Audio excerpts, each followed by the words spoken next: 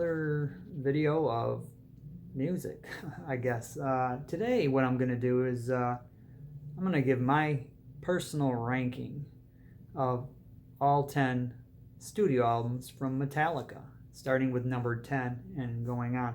I'm a big Metallica fan. I was a Metallica fan going way back to when the band was first getting some national recognition, and this is even before Kill 'Em All came out. They were on a compilation record for Megaforce Records, I believe it was, and they had the original version of Hit the Lights was on there, and that's with Dave Mustaine on guitar.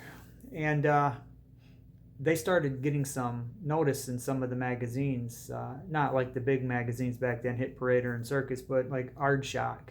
I believe that was a Dutch magazine, Dutch metal magazine. And there were some of these other little underground metal magazines that I was getting at the time, and Metal Edge, things like that, where they would actually give you the info on some of the up-and-coming bands that were still playing the clubs and still struggling to make it. And Metallica was one of them. The thing that struck me was the name of the band. I was a metalhead, and Metallica, it had metal right in the name. To me, that was just like one of the coolest names. And I was a teenager too. And you get older and you think, well, all right, it's kind of pretentious. But it's the name that kind of signifies metal, especially of that early 80s thrash period. Now, the first album that I listened to from Metallica that I finally got a chance to hear was Kill 'Em All. And then Ride the Lightning was the first one that I thought, okay, these guys are on the right path. These guys are doing something cool. So going back to about 83, 84 is when I first started getting into Metallica. So, and I know all the talk about, well, they sold out and these later albums suck and all this stuff. And I can't say any of their albums suck. The thing about Metallica is that no two albums, with the exception of Load and Reload, because they were recorded at the same time, no two albums sound the same. That cannot be said for a lot of other great metal bands. I'm not saying anything wrong against them, like Slayer. Many of Slayer's albums tend to sound a lot alike. There's a lot of the Anthrax stuff in there that sounded a lot alike. But Metallica and Megadeth, they were really good at tweaking each album. And some of that stuff with Metallica went beyond tweaking. By the time we got into Load and Reload, it was completely different from anything that came before them. But we'll get to that, and I'll have my discussions on that. But that's what I like about Metallica, is that they didn't rehash the same album time after time. So some of them are good and some of them not as good. So I'm going to go ahead and start with number 10. And number 10 for me is probably number 10 for a lot of people. It's one that, I'll say it right here. Saint Anger. Saint Anger is my least favorite Metallica studio album. And that's what this whole list is. It's just the studio albums. It's none of the like Symphony and Metallica and stuff like that. Saint Anger, to me, it's okay. I mean, I own a copy of it. I still play it once in a while, but for me, it was the time for the band. They were in flux. They had lost Jason Newsted. He's not part of this. Bob Rock, the producer, played bass on the album. Bob's a passable bass player, but he's not a Metallica bass player. It would have been better to have Jason stick around for this, but things happened and he left. They had to get the album done and get it out, so they did, with Bob Rock on it. And there's the whole thing about no guitar solos, and it dates it to that period in time. But there's some decent tracks on there. Frantic is cool. Saint Anger is actually cool. All Within My Hands. Okay, so there's some decent stuff on here. The Unnamed Feeling. But it's one that, if I had to whittle down my music collection to 10 albums, this would not be among those 10. And I'm talking about 10 albums from anybody. It wouldn't be there. But here it is. Something had to start this off at number 10. For me, it's Saint Anger. Number 9 is the aforementioned Load. I remember when this came out, it was, I think maybe the day of or the day after it came out, I got to go get it. And I went down to my local record store, as we used to have back in the day, and I bought a copy of it, of this. And I played it, and I played it all the way through, and I thought, what the fuck is this? The shit that I just didn't like was Until It Sleeps. I didn't like that song. It's grown on me since then. I do like it now. Hero of the Day. I hated that song. I was just like thrown for a loop on this stuff.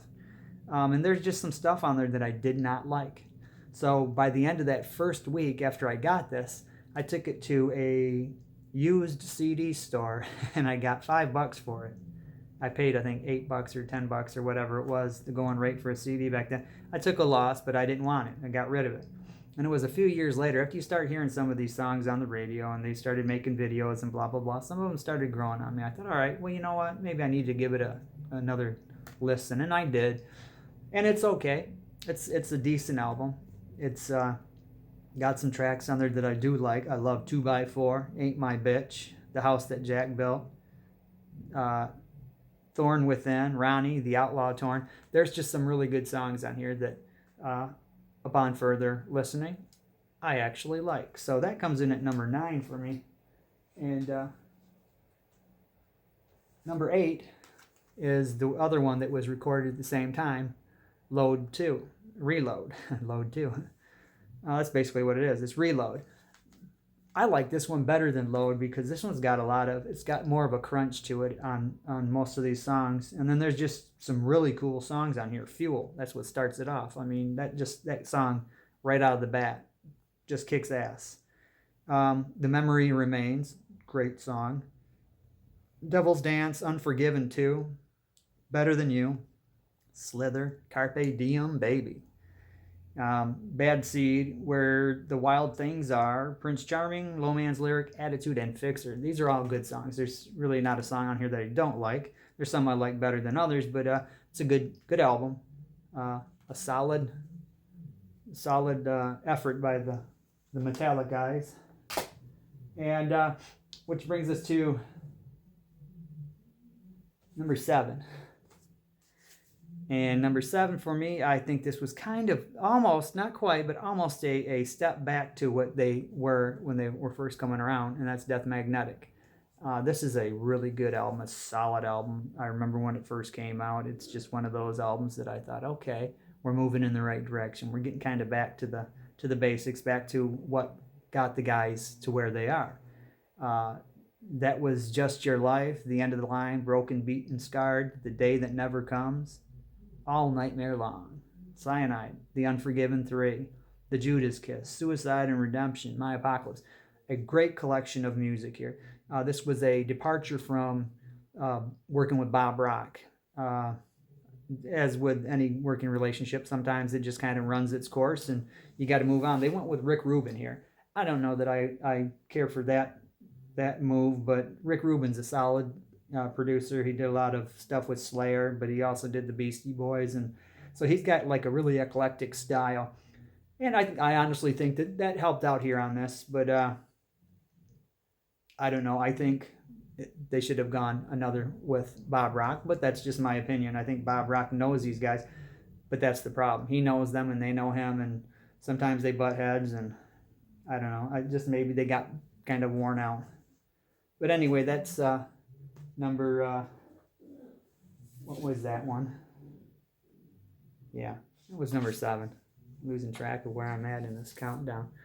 But a good album. It's one I really like. Now, number 6 for me, I bought this again right as soon as it came out. I was waiting for this one. They made the announcement it's going to be out on this date, and I ended up getting it like that day or the day after. And I'm talking about Hardwired to Self-Destruct. This one here is that old school trip back in time to what brought these guys to where they are, but with that element of the modern, the current. Hardwire, Atlas Rise, Now That We're Dead, Moth into Flame, Dream No More, Halo on Fire, Confusion, Man Unkind, Here Comes Revenge, Am I Savage, Murder One, and Spit Out the Bone. That's a one solid collection of hard rock metal right there that I think it's, like I said, I think it's a throwback to where these guys came from. And just they're still out on tour. This came out in 2016, and they're still out on tour with this one. But that's Metallica. They 2-3 year long tours. I wish they would do an album and maybe tour for a year and a half, and then take some time off and 6 months, and then get back to writing new music. They've got 10 studio albums in going on 40 years as a band, and that's not a big collection there. I think Megadeth, they've done a lot more albums in a shorter period of time, but I'm glad for what we do have. This is a good album, and I really liked it from the moment that I heard it. Now we're getting into the top 5. This one is the biggest one of them all, and this was one also that when I first got it, talking about the Black Album, got this one morning, went to the record store and got it, and this is like the week that it came out, and I played one side of it and didn't want to hear anymore. Just thought that it sucked. But where I was coming from was And Justice for All. I had a couple of years before that had seen Metallica on the Justice tour. Had been out there when they were on the Monsters of Rock tour, and they were debuting the Justice stuff. They were heavy and brutal during Justice. And then they come with this, and there's strings on it and acoustic guitars, and that was just like, and I was, still early, mid-20s, I guess, 20, 25, 26, somewhere in there, when it came out, and I was still just into the metal. If this isn't metal, man, this sucks, and to me it sucked, and I hated it, and it took a couple of years, but it grew on me, and now it's the top 5 of the Metallica albums for me. A lot of these songs, you hear them on the radio all the time, so they're played out, Enter Sandman and Sad But True and The Unforgiven, Wherever I May Roam, Nothing Else Matters, but they're still great songs. The rest of this album, Holier Than Thou, Don't Tread on Me, Through the Never, Of Wolf and Man, The God That Failed, My Friend of Misery, and The Struggle Within. This is a great album. And looking back, I'm kind of scratching my head over my original reaction to it. But like I said, coming from mid-20s, total metalhead, coming out of And Justice for All, this was so different from And Justice for All. And I give them a thumbs up for that, because they didn't try to repeat. They had some new ideas. They brought in Bob Rock for the first time, and went into a different direction, and this is why they're still around, and this is why they're still the biggest metal band in the world today, because they do change. They are constantly learning, new things and incorporating that into the music. So, number 5. Number 4, we're getting into the good stuff. This is the one that first pulled me in. Kill 'Em All. It's the first one. This is the first one that started the whole thing. This was 1983. I'm just getting into the whole thrash movement with, Exodus and all those bands. Exodus was still an underground band at the time, but we knew about him because Kirk Hammett had come from Exodus, and we're like, okay, so who's this Exodus band? But this isn't about Exodus. This album still has Dave Mustaine's fingerprints on it, because he co-wrote many of the songs, and those are his guitar riffs that Kirk's playing. This one's raw and full of energy and full of promise. And as I said, this is the one that started it off. This kicked it off, and this is the very beginning here of Metallica. What can you say? Hit the Lights, The Four Horsemen, Motor Breath, Jump in the Fire, Anesthesia, Pulling Teeth, a bass solo on an album. Who does that? Whiplash, Phantom Lord, No Remorse, Seek and Destroy, and Metal Militia. So these tracks represent the young toddler Metallica just finding their legs, and it's a great collection. And I still play this. I still rock this out on a regular occasion. I've never gotten tired of it. Number 3, it's a bit of brutality. And Justice for All. And Justice for All just shreds. It just kicks ass. Blackened. And Justice for All. Eye of the Beholder. One. That's their Radiohead. And it just kicks ass. It's heavy and it's fast and it's just, I mean, it starts off slow and kind of acoustic-y, but that whole, just as it picks up and goes head first into the stratosphere, it's one of the true jams on this one. The Shortest Straw, Harvester of Sorrow, The Frayed Ends of Sanity, which is my favorite on this album, To Live Is to Die, and Dyer's Eve. These are just some great songs. Saw them on this tour in Fort Myers, Florida. They were also on this tour on the Monsters of... They weren't on this tour because it hadn't been released yet, but they were previewing this on the Monsters of Rock tour in '88, and I saw that at the Pontiac Silverdome with Scorpions, Van Halen, Dokken, and Kingdom Come, and Metallica. 5 of those bands for $25. Think about that. You're not going to get shows like that anymore. But yeah, this one was the last that they used with Flemming Rasmussen co-producing with the band. Flemming was responsible for 3 of their best albums, and this is one of those 3. And truly a magnificent collection. Number 2 on my list, it's either 1 or 2. One of these 2 albums, you know, the only ones that are left. And this one, for me, number 2 is Ride the Lightning. This is the one that really pulled me in. After Kill 'Em All came this, and my neighbor got this, and I just, the production was miles ahead of the Kill 'Em All production, and the songwriting was miles ahead of the songwriting. This is where you started getting into Cliff Burton's contributions. Many of those songs that are on Kill 'Em All were written by Dave Mustaine and James Hetfield, and a lot of them were written, not all of them, but several of them were written when Ron McGovney was the bass player of the band.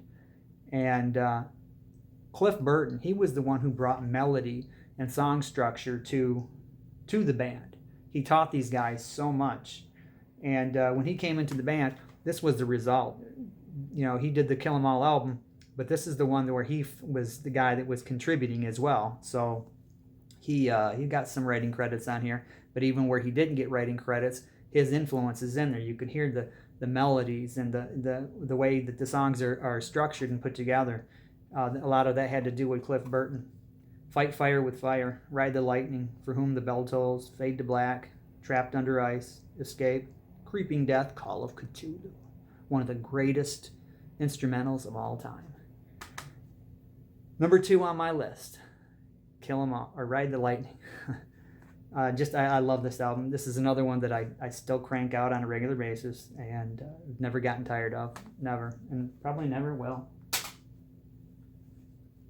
And number 1, of course, is Master of Puppets. And I think this is the personal opinion, and I'm entitled to it, the greatest metal album ever recorded.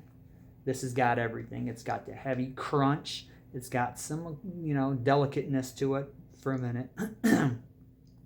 And it's got the melody, it's got the words that are telling you a story, and just a strong album.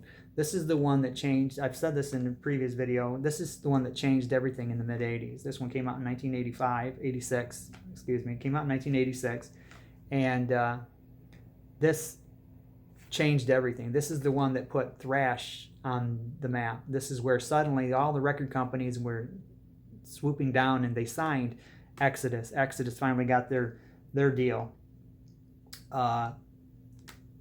Death Angel. Anthrax had been around, but now they're getting a little more money and a bigger push from their record label. And Slayer started taking off because of this. This broke through. This broke the way. Led these other bands, Overkill. Just so many, Heathen. Man, so many of these great 80s thrash bands that benefited from this album. It starts out with Battery, Master of Puppets, The Thing That Should Not Be, Welcome Home Sanitarium, Disposable Heroes, Leper Messiah, Orion, another great, truly great, one of the greatest instrumentals of all times, and Damage Incorporated, my favorite track on here. that is fast and furious, and it punches you in the face.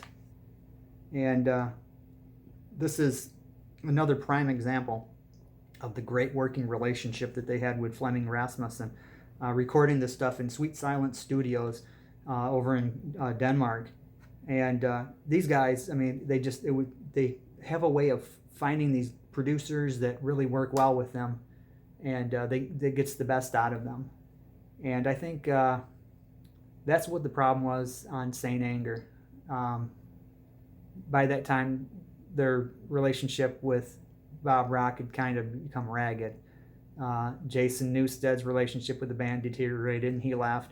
So that's why that was a mess. But this is when everything was good. This is when it was 4 hungry guys who had this batch of fantastic songs, and Flemming Rasmussen would hear certain things in there and would put his imprint on it, and that's what you hear.